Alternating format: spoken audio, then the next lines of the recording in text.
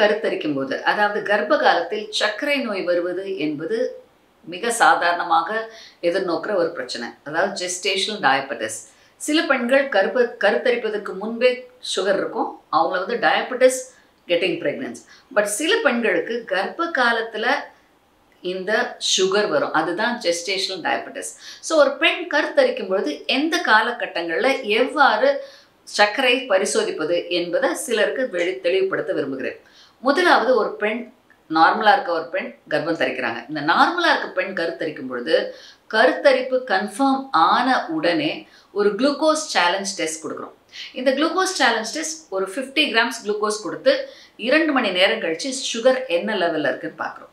So இந்த glucose challenge டெஸ்ட்டில் அந்த கட் ஆஃப் வேல்யூ 140. இந்த 140க்கு மேலாக சுகர் இருந்தால் இந்த பெண்களுக்கு ஜெஸ்டேஷனல் டயபெட்டிஸ் ஆன அறிகுறி ஆரம்பம் இருக்கிறது என்பதை அறிவோம். பல நேரங்களில் இந்த குளுக்கோஸ் சேலஞ்ச் டெஸ்ட் கொடுக்க எம்டி ஸ்டமக்கில் குளுக்கோஸ் கொடுத்தா பல பெண்களுக்கு வாமிட் வரும்.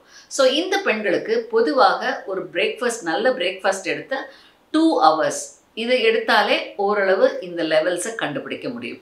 இதற்கு அடுத்த கட்டமாக சில பெண்களுக்கு சர்க்கரை நோய் ஏற்கனவே இருக்கும்.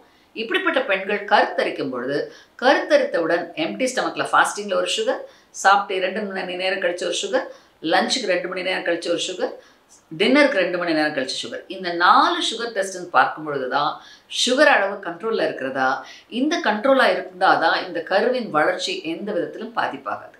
ஸோ நார்மலாக இருக்க பெண்ணுக்கு glucose challenge test or 2 hours postprandial sugar test first பார்க்கணும். சுகரை கன்ஃபார்ம் பண்ணுறதுக்கோ இல்லை ஜெஸ்டேஷன் டயபெட்டிஸ் இருக்கிறதா என்பதை செக் பண்ணுறதுக்கு, ஸ்க்ரீன் பண்ணுறதுக்கு உதவுகிறது. இவை அடுத்த கட்டமாக இந்த பெண்ணுக்கு ஒருவேளை அந்த சுகர் லெவல் அதிகமாக இருந்தால் அதுக்கு மருந்துகளோ அல்லது இன்சுலினோ இல்லை உணவு கட்டுப்பாடோ அல்லது உணவு பழக்க வழக்க முறைகளில் மாற்றமோ தேவையான மாத்திரை மருந்துகள் கொடுத்து இந்த ஜெஸ்டேஷன் டயபெட்டிஸை கண்ட்ரோல் செய்யும் பொழுது ஒரு பெண்ணின் கரு வளர்ச்சி பாதிக்காது. ஸோ பொதுவாக இந்த சுகரை ஃபாலோ அப் எப்படி பண்ணலாம் அப்படின்னா, இந்த சுகர் இருக்கிற பெண்கள் இல்லை ஜெஸ்டேஷனல் டயபெட்டிஸ் இருக்கிற பெண்களுக்கு ஒவ்வொரு மாதமும் 4 வாரத்துக்கு ஒரு முறை ஒரு சுகர் ப்ரொஃபைல், அதாவது காலைல வெறும் வயிற்றில் சுகர், சாப்பிட்ட 2 மணி நேரம் கழிச்சு சுகர், லஞ்சுக்கு 2 மணி நேரம் சுகர் செய்து இந்த சுகர் லெவல் கண்ட்ரோலில் இருக்கா என்பதை கண்டிப்பாக பரிசோதிக்கணும்.